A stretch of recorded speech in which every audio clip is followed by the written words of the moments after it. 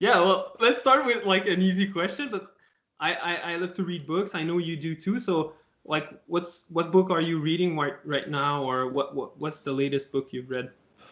Um, yeah, it's almost embarrassing. I can't remember the exact title of the book I'm reading right now. It's a book about making mistakes, and I think it's called something Meltdown.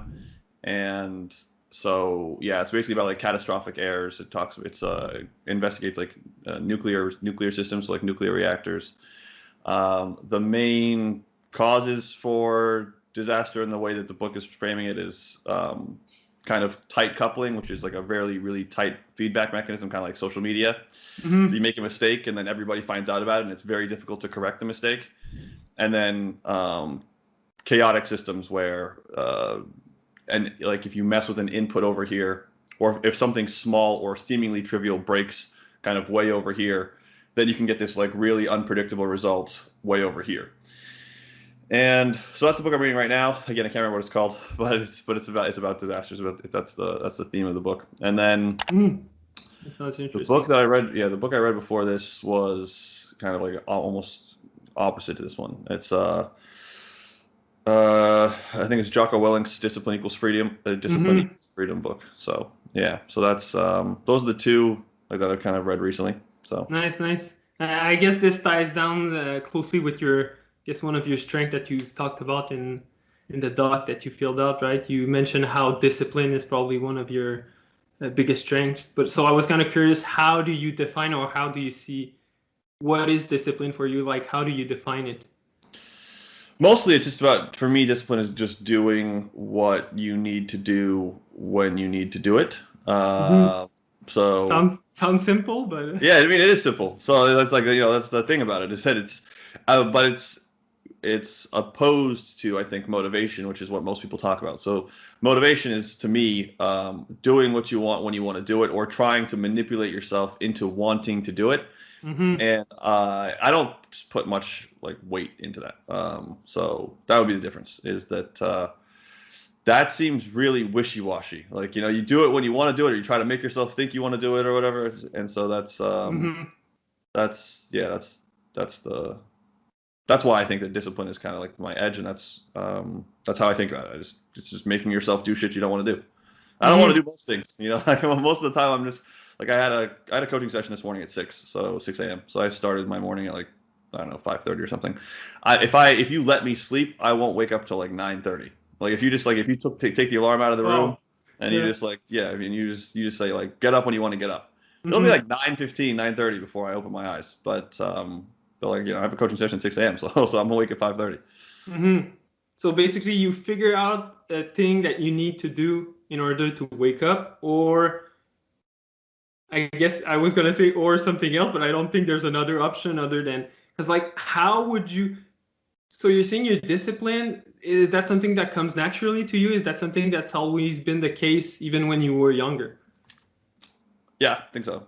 I don't Uh-huh. think yeah, like I mean, like it comes with reinforcing, like Hmm. it's like everything else, like you do it over and over again. But I played sports when I was younger, so I think that if you played sports, then that probably makes it easier because like you have to show up to practice on Tuesdays, Hmm. right? And then you have to show up to practice on Thursdays, and then the game's on Saturdays, and or depending on what I was doing, maybe practice was 5 days a week. There was a short period of time where I played for like a higher level club, and I was showing up to practice 5 days a week.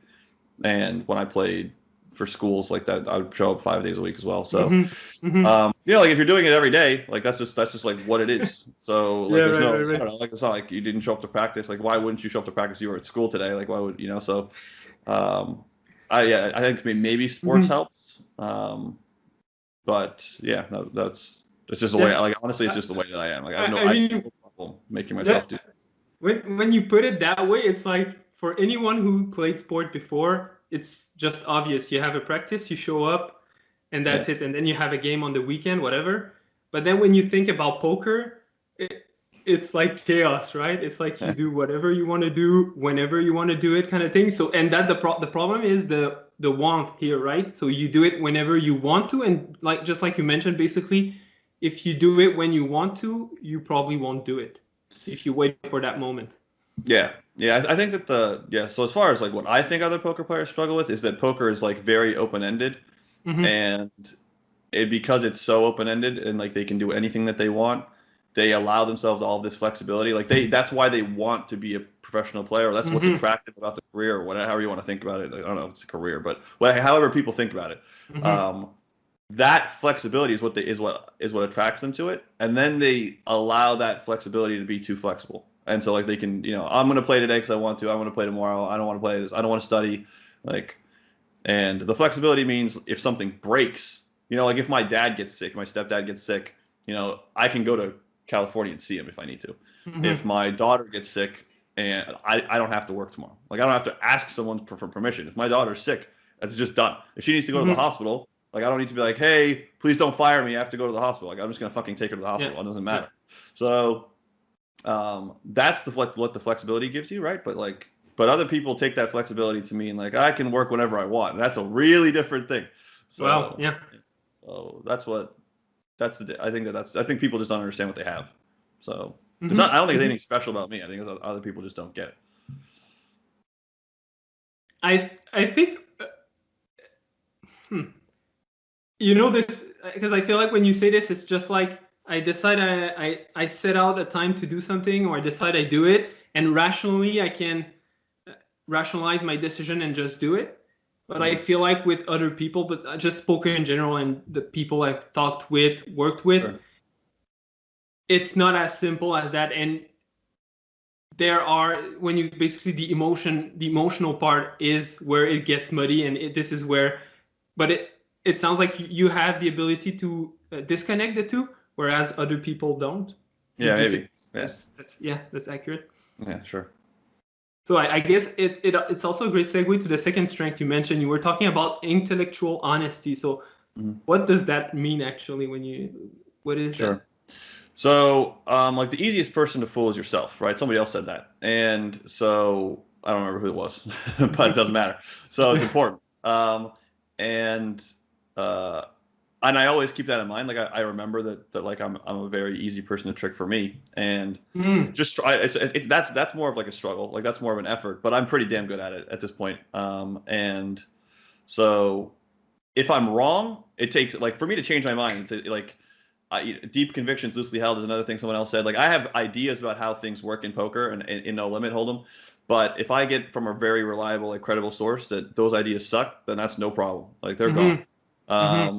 And so, yeah, I mean, like, and then I don't know very much, right? Like, so everything I know, I learned from something else pretty much. I read a book, or I saw, ran some solves, like, used some programs, used some software. So if better software comes out, or if there's a smarter author who does better work, like the ideas change. And so I can change my mind very quickly. But I'm not convinced that I'm right, or that like those two things are married. So because I can change my mind quickly when I get it wrong, so yeah, shit, I was wrong. Like it's fine. Like if you watch my coaching sessions, if you attend the seminars at BBZ, then you'll very quickly hear me. Like I'll put my thesis forward before I check the solution, and then I check the solution. Like I'm always right. I'm always saying like this is what I think. This is how I think it works. Yada yada yada. And there's like 50 people live, and there's 100 people maybe that are going to watch it later. And I'm embarrassed all the time. This is what I think, this is how it works. And then, essentially like what you would almost call an AI, it's not an AI, but like that's kind of like where it's going. Then it tells me like, yeah, your idea sucks. And I'm like, okay, sure. Like I think, oops, my bad. I guess I overlooked, what could be driving it to behave this way. Maybe I overlooked these two variables. Like maybe this is really important. Oh yeah, like this was a mistake I made. Oops, I didn't think about that. Like I say those things all the time. So just I think a lot of other people, especially as they communicate their ideas, they get married to them. And so intellectual honesty, just being able to like change my mind, admit that I don't know anything, admit mistakes very, very easily, screw stuff up. Yeah, like I don't know if I'm good at it, because it makes it sound like I'm good at fucking up, but I am good at admitting that like I'm just wrong. Like, I say it a lot. So yeah. Like if I were to summarize everything you've just said, it's just like I am right until I'm proven wrong, and just being open with this idea. And I don't know. Do you know who Tom Bilyeu is? No. The Impact Theory guy. He has a Mm, podcast. No, okay. no, no, And no. basically, one of the skill that he talked about that's one of the biggest strength of people is being able to hold a belief about something strong enough to take action on it, but at the same time being able to know when you're in the wrong direction and just Sure. correct the direction. So that's Yeah. basically what, yeah. Yeah, I agree with that. That's an important skill Mhm, set. So, mhm, mhm. Yeah, now let's look at, I guess, the weakness. You just wrote not detail oriented. Like, sure. what did you mean by that? And also maybe how does that demonstrate or show in your In my life? work. Yeah, in your Yeah, work. so I think that there's probably a perception that because I work hard that I'm like very detail oriented, and I would almost pair this with being organized. I will move very quickly, and like I can move very aggressively, and we can get Hmm. stuff, but it's inefficient when I'm wrong. So sometimes I move too quickly without doing enough research, and this actually happens all the time. So like this is like really expensive. Hmm. So I can give two examples that just happened like within the Yeah. last like one of them within like the last 24 hours. So we had this huge project inside BBZ. We created a product. We actually announced the product, and I was the person who had a great resume, the person who created the product, and I was going through and analyzing the work. Like I was just going through like before we launched the product, I wanted to see the product, right? Hmm. And I just couldn't get comfortable with it. Disagreed with a lot of the conclusions. Disagreed with the way just the way the thinking was done. Even like I just didn't agree with what was in there. So we pulled it and we burned it.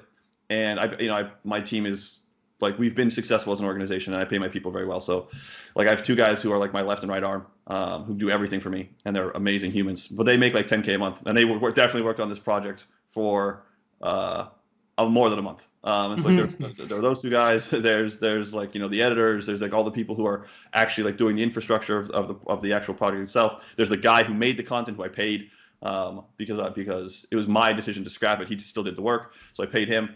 And all in all, it was very fucking expensive exercise. I mean, like really, really expensive. The type of money that some people might make in a year or something. So, Hmm. and I just burned it, because, and I could have figured it out faster. That wouldn't work. Like way faster, but it didn't. And that's because like I was satisfied. Like the resume was so clean. Like Hmm. once I was satisfied, I moved on. Like in my head, I was like, this is done. These guys will take care of it. They'll run with it. I didn't do any more work, and I just moved on to like setting up the next product, and like working with talking to the next people, setting up the next set of relationships, and that burned me for I don't know, like whatever, 30, 40, 50, something like that, and that happens all the time. So like now all the time is wrong because like I do have to have some type. There needs to be something compelling about it. Like I said, the resume was clean, but um, but it happens more than it should, for sure. So Hmm. and then it happens in trading. It doesn't happen as much in poker because poker has trained me, I think, to be that way a bit, where like you have a hunch and like you have a little bit of information and you're just like, well, I think this kind of, so I'm gonna do it. And Hmm. so like that's the way poker works. You can't Yep, yep. you can't be like bulletproof about a spot. Otherwise, like you'd never take any spots. Hmm. So that's how I've trained myself over the last 10 years. So that's a bit expensive a little bit in business when I get it wrong. And then in trading, same thing. So like I'll do work on a position and I'll get like 65% of the way finished with the research on a position, and I'll pull the trigger. And then Hmm. once I get 100% of the way through the research, I'm like, fuck. And then I have to like Yeah. back from the position and like sell it, blow it out, and take a loss potentially. Sometimes a profit, but like change my mind. And so if I Hmm. would have just like done the work first, but again, like poker doesn't really like. I don't know anything about a spot 100%. Like I don't even know how to play button big blind 100%. So, yeah, so like there's a tension there. But between like doing enough work to go Hmm. and doing enough work to be right. So like that's something that I screw up all the time. Yeah, because I think we could explore the situation where you were working with that project, because when you're talking about that trading compared to poker, in poker, you can make the best decision possible based on the information you have in that moment, regardless of what is the right or wrong decision. But when you describe this situation with trading where you've done 65% of the work, then you know that if you had done 35% more work, you would have made the right decision. Sure. So the information there would be available for you to make the correct decision. Yeah. So with trading, it's like market prices fluctuate, right? So there's a window, and now you don't know how long the window's open. So it could be open for forever. I don't know, like, which would suck because that means that you were wrong. If the window stays open for forever, then the price never moves. Then you're just wrong. But Right. so like there's a window. You don't know how long the window's open, and once I feel like I have enough to like jump through, I just go. And sometimes, and a lot of the time, that is too soon because like it's not like it's exactly, obviously it's 65% was arbitrary, right? It could be 72, it could be 86, it could be like 28. But like I keep reading about the position, I keep doing more, I do more work on it. I'll build a model sometimes and model it out. And like something's wrong. And then like, I've already bought like, $500,000 or $1 million worth of equity and I just need to fucking blow it out. So is that a FOMO or something? Like, where is that coming from, you think?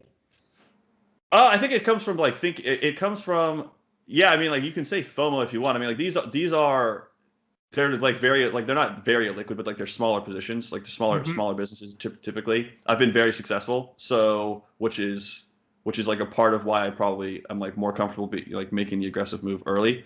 And yeah, so when you say FOMO, like it's not in the way that I think other people would think about it, but yeah, in the sense that like I think that the share price might move and then like I lose my opportunity to go. So right, so because like it's like that means I'm very price sensitive as an investor, like very price sensitive. So when I trade, it's not just like usually me trading is like me doing research on a business. Usually the business is like, I don't know, somewhere between 50 million and like $1 billion, and I'll probably do the work for like three to like 5 weeks on one position, but like that's when I'm done. And so like, but after like 2 to 3 weeks, it starts to feel like I've done right. Cause sometimes it only takes 3 weeks. And so for me, I'm not saying that that's how long it should take. That's just how long I'll take. And so sometimes after like 3 weeks, like I'll start acquiring equity. And then after 5 weeks, I'll sell it all. So that's kind of what I mean. And now I could put like an artificial time constraint on myself. I've thought about that as a solution, but then I would lose opportunities. I mean, like there would be there are opportunities where like the share price corrects and then like I would have done the work and then like it would be in my head, so it's not like it's a loss, but I would be frustrated by it for sure. So yeah, it's quite. I think it's quite interesting how I see a similarity between this and people taking marginal spots in poker because they feel like they've lost their opportunity in that tournament, they've lost a big pot or whatever. But it sounds like you are not making those mistakes when playing poker, but you would be doing them when trading. that might be true. I mean, I have a bigger edge in poker, that's for sure. So that's totally possible. I don't disagree that's the case. I can probably but I mean like I need a solution for how to fix it as far as like I don't think you're wrong, but like I was gonna say let's be solution focused now and just like how could you improve your approach? How could you change that approach? Yeah, so like I said, I mean, you could talk about like an artificial time constraint, but like that doesn't. I don't feel like that works because sometimes I would be finished after 3 weeks, and it's time to make the bet, right? So, like I said, I mean, like, I've thought about how to come up with a solution. I don't really have one. So, I think I'm comfortable gambling because I've been playing poker for so long. So I think that's like a part of that. A part of the problem is like I know what I have to do. I don't want to be generous to myself. Like, I'm not finished with the work. I'm not finished, so I shouldn't put the bet on. But FOMO is probably the right word. But again, not in the sense that like someone else is doing It's not like it's someone else's opinion. Like I feel like with FOMO, for most people, it's like they see a stock going up that like they probably don't know much about, and then they're buying it. It's more like I know I'm like 70, like I'm pretty fucking confident that this is like a slam dunk, but I'm not 100% confident this is a slam dunk, and so like I'm comfortable enough for me, and so I make the bet, and then like I said, that turns out to be. And that's the same thing with what happened with the product. Like when we launched the product, like I looked at the resume and I was like, well, like I believe the resume, so I don't have to do anything. Like we're good. And then I could have like really fully investigated this thought process if I wanted to. I just didn't. Just didn't. I just trusted the resume and just like, okay, cool. Like we've got it. Let's go to the next thing. And oops, cost me a bunch of money. So like it's the same bias in both cases. Yeah. So, yeah, it's expensive. So would you say in those situations you were intellectually honest with yourself, or do you think there's a point where you're convincing yourself that this is good enough to move forward? No, I think that like, I mean, I do think so obviously like with hindsight, everything's clear. Like obviously with hindsight, I should have been more thorough. So like there's no doubt, but like it's difficult because I mean I made the decision, so I understand why I made the decision. Do I think the decision was made badly? I don't know if I even after I make the mistake, I don't know if I believe it, which is why it's so fucking hard to fix. Yeah. Because I don't know that it's worse to like go for me to like go all the way through it. Now, these are big bets, so I think that one of the things is that like in poker, like the bets are relatively trivial. And I'm not really used to playing big bet games. So poker is like for example, especially like maybe cash games are a little bit different, but like especially like no limit hold'em tournaments.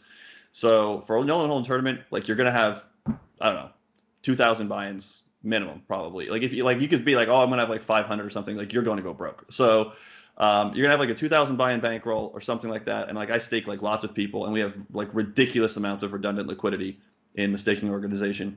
So when I look at my business, and then I play poker, the tournament itself is a small bet. Like it's a small, like any tournament I play is a small bet for like relative to what I have. And then any hand is like a small piece of the tournament. So that doesn't matter either. Now, you could have big hands in one tournament, sure. But like in the grand scheme of things, fucking it up doesn't really matter. It's one hand, which I'm probably close anyway, and then that hand is a part of a tournament, and then that part of a tournament is a part of a bankroll. So that's when I'm wrong, it's like meh. But like when I'm wrong about a project like the one that I was wrong about, that's not a small bet. Like that took multiple people a month of their lives plus, and like I had to pay a bunch of people, and the same thing is true for trading. Like they might be like in some instances like they're 7-figure positions. So that's a different game where the bet's way bigger. So like I should, like I think that to the extent that I fix it, it's like it's recognizing that it's not the same game. So which is not as easy because I never even thought about it. So yeah, but like the distinction between the two. So you've been helpful in that regard because I've never like framed it as like a small bet game versus a big bet game. Right. And like the rules of the big bet game are probably a little bit different than the rules of the small bet game. So yeah. Just on this idea of trading, do you know anyone else who's doing something similar than what you're doing? Like on a personal level, my accountant, he runs an accounting firm in downtown Vancouver, and he invests on a comparable basis to me. So like we'll occasionally bounce ideas off of one another. I'm actually far more risk averse than my accountant is. His threshold for risk is actually higher than mine, which is probably when you think about professional gambler and accountant, you would think the opposite. But but yeah, so he's more so like in some respects he doesn't help because he's willing to go with much less information than I am, I think, and faster. So like that might be. I don't even think he's an influencer. I think it's mostly like my relationship with poker, which is like other gambling games or other betting games. It's more that than anything else. But it's not like I don't have someone who I talk to who is like way more conservative than me. Mm-hmm. So like finding somebody who was like that would probably be helpful. Mm-hmm. Yeah, or because I know Charlie Munger is one of your favorite guy. What would Charlie Munger do in that situation? He'd wait. Oh, Yeah, yeah, yeah, yeah. He would wait, but I think Buffett would go. Oh man, okay, now we have a conundrum there. Yeah, sure. So, but like that's why they're partners, right? Is because like Charlie would slow things down. That's my understanding of their relationship. Obviously, I'm not either one of those guys, but yeah, my understanding of their relationship is that Warren would go and Charlie would be like, "Hang on," and he'd be like, "No, don't do it. Wait, like let's think about it. Let's think like this is what I think's wrong with it." And he would like Charlie would be like the no man who would try to kill the ideas, and Warren would be like the yes man who was like ready to fucking go. And I'm more like I like the no man. I like the idea of the no man, but I'm the yes man. Like I'm the like let's move, let's go. Like So I guess who's your no man in BBZ Poker? Yeah, I mean like it sounds terrible to say this because to just say like I have yes men it's just like a bad thing. It's a bad political thing. It's a bad business thing. But like my guys, I'm not gonna say they've been chosen because they think like me, but they respect me a lot. And like if they think something's a bad idea, they'll definitely tell me. But we tend to agree a lot when it's time to go and when we're good. Now, because of what happened recently, now there's not like the confidence is shaken in me. I don't think, and like they've reassured me of that, which I told them to, like in the sense that I asked them like, "Are you guys good?" Because I was pretty upset. But there's probably going to be more checks going forward by both them and myself. We've been fortunate in that it's always worked. Like everything we've done, like we've had misses, but they've been really modest. This was probably the biggest failure we've had as far as like if you look at the timeline, like how long did it take you to lose the amount of money you lost? This, as far as business ventures go, like we've lost less money over longer periods of time, but we haven't burned this much money this quickly before. So like it's going to change some things for sure in terms of like slowing them down. And I told them that when they were like, well, maybe we can do this and we can do that and we can introduce all these checks and make sure we don't fuck up. Like the problem with that is it gets really slow and like we don't really do slow. So there's trade-offs. It's not like it's free. So yeah, like we're working through it. But as far as like who's the person who like doesn't want to move, as far as like the people that are closest to me, like all of us are very happy to move, unfortunately, in some respects. Trigger happy. Yeah, all of us are. Yeah, we're very, like I don't know. I'm not as young as I was, but like we're aggressive, like youngish guys. Like we're just like let's fucking go, and we're having fun, and we've been successful so far.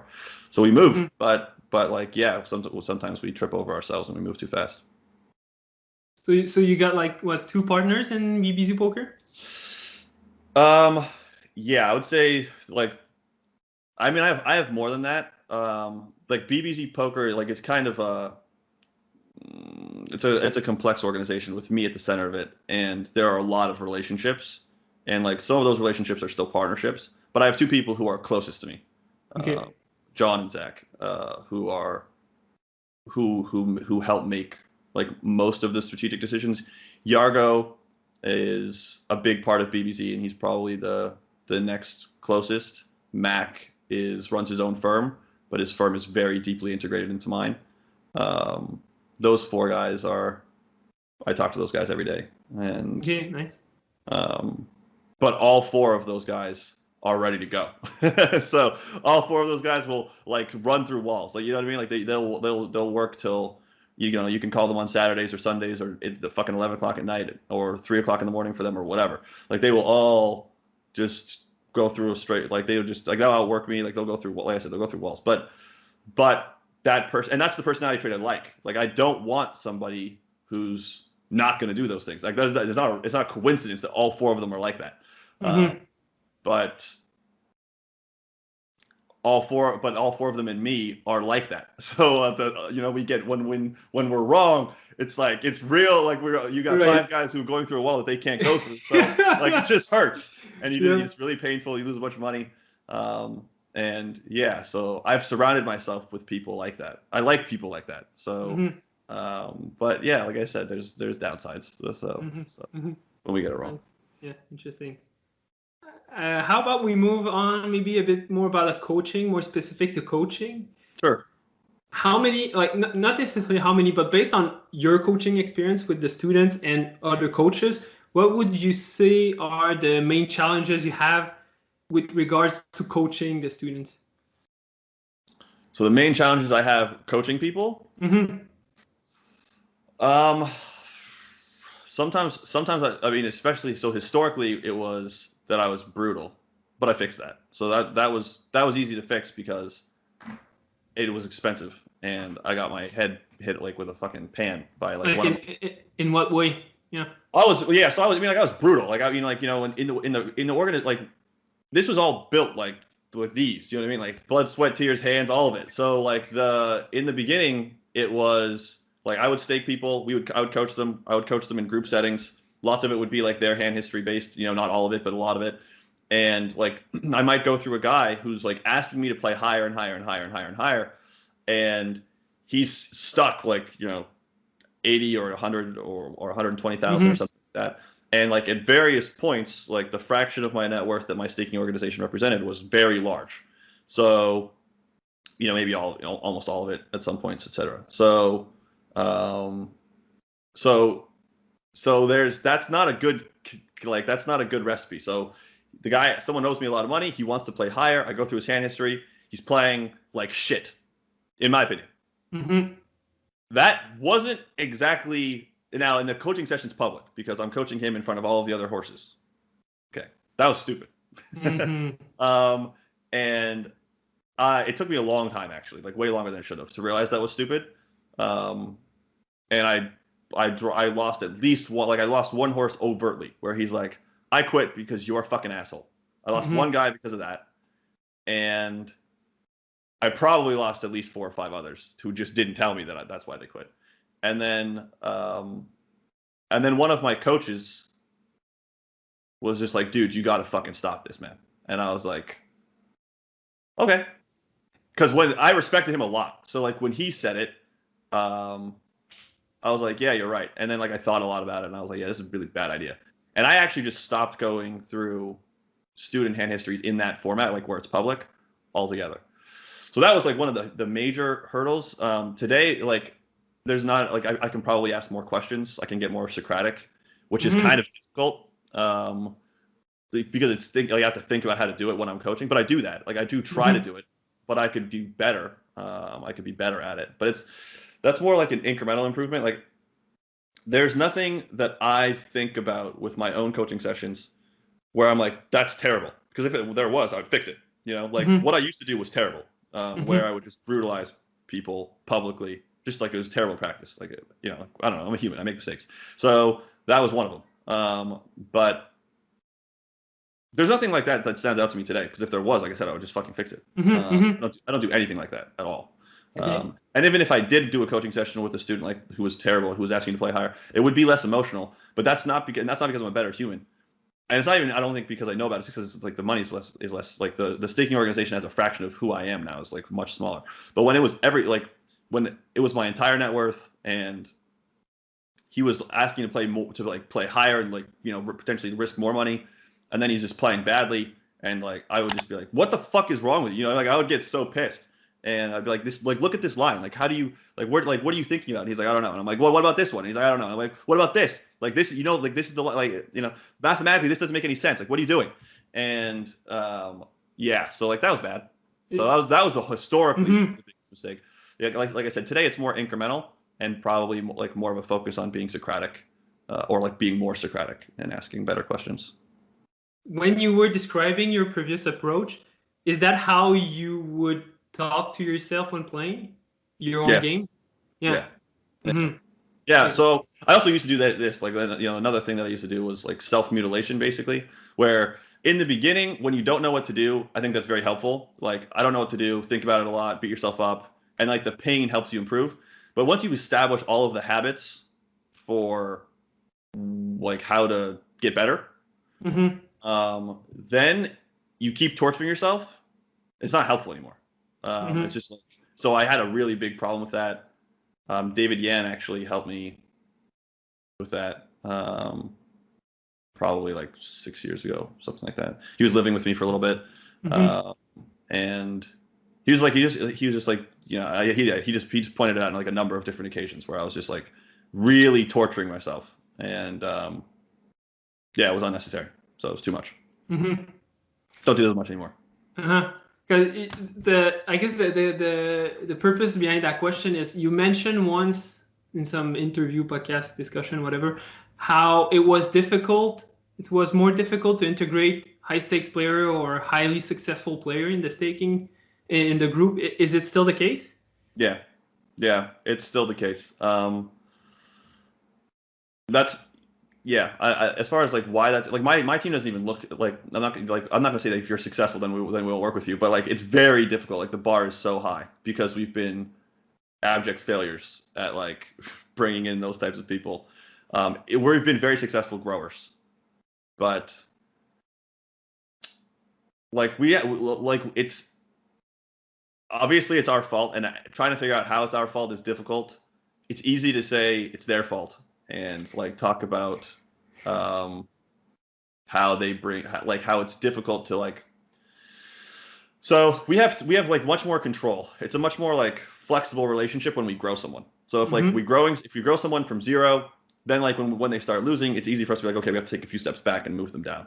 Yep. When they show up and they're winning at $120 and they're like a successful player at $120 average buy-in, and their graphs have like gone like this, through their whole history, trying to tell that person to move down when you didn't get him to where he is now, like we haven't figured out how to do that. I'm not saying it's Mm-hmm. his fault that he won't take our advice or whatever, but we haven't figured out how to get the control in those types of situations.